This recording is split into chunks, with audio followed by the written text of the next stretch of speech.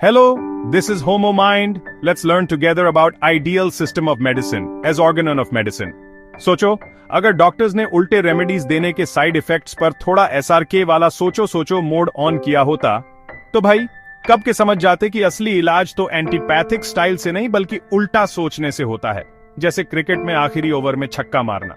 मतलब लक्षणों का इलाज करने का तरीका सीधा नहीं, थोड़ा ट्विस्ट वाला चाहिए। सीधा नहीं, उल्टा, जैसे मम्मी की सलाह और हमारी समझ।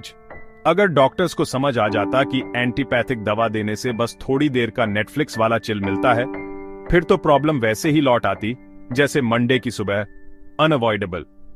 इसका मतलब रेमेडीज का होम्योपैथिक तरीका जो लक्षणों की सिमिलैरिटी पर बेस्ड है, वही असली बाहुबली है। वो देगा पक्का और परमानेंट इलाज, बशर्ते डोज हो नैनो, जितना छोटा उतना बड़ा कमाल।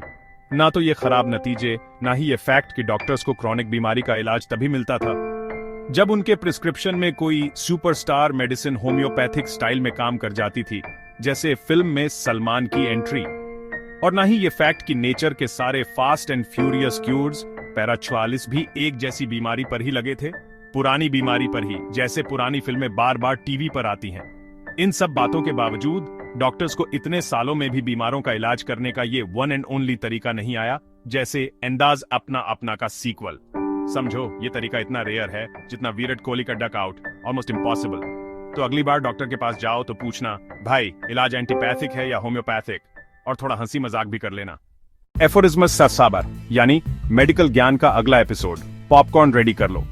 भाई साहब, जितनी ऑब्जर्वेशन और डिस्कवरीज हुई हैं, सब यही बोलती हैं पैलिएटिव एंटीपैथिक मेथड मतलब वही पुराना जले पे नमक छिड़कना, और इसके उलट असली इलाज का तरीका है ट्विस्ट इन द प्लॉट।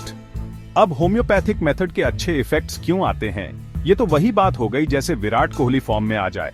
सबको दिखता है पर कोई समझ नहीं पाता कैसे। मुझसे पहले किसी ने इस पर ध्यान ही नहीं दिया, जैसे लोग व्हाट्सएप यूनिवर्सिटी की बातों पर ध्यान देते हैं। मतलब ये बातें इतनी ऑब्वियस थीं, जैसे सलमान की फिल्म में एंट्री सीन सबको दिखता है फिर भी इग्नोर कर देते हैं। और हीलिंग की कला के लिए तो ये बिल्कुल DDLJ का ट्रेन वाला सीन है, जरूरी। मतलब इतनी ऑब्वियस, इतनी जरूरी, फिर भी सबने नजरअंदाज कर दिया, जैसे मम्मी की डांट को हम इग्नोर करते हैं। अब समझो, असली इलाज वही है जो दिल से हो, वरना सब टाइम पास है। तो दोस्तों, आज का मेडिकल ज्ञान यही खत्म करते हैं। उम्मीद है आपको मजा आया होगा और कुछ नया सीखने को भी मिला होगा। अगर हाँ, तो लाइक, सब्सक्राइब, बेल आइकॉन दबाना मत भूलना, ताकि अगली बार की धमाकेदार एंट्री मिस ना हो जाए। अपना ख्याल रखिए, दिल से मुस्कुराइए, याद रखिए असली इलाज दिल से होता है। मिलते हैं अगले एपिसोड में, तब तक के लिए अलविदा और स्वस्थ रहिए।